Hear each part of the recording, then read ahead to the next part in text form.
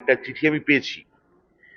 সেই চিঠিতে কেন বসতে চাওয়া হয়েছে সেটার কোনো উল্লেখ নেই।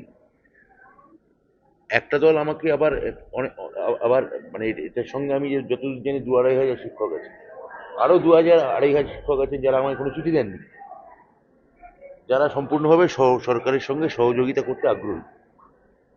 আরো কিছু লোক আছে যারা কোনো আন্দোলনই নেই, তারা মূলত সরকারের উপর ভরসা রাখছেন এবং আইনি লড়াইয়ের দিকে তাকিয়ে আছে।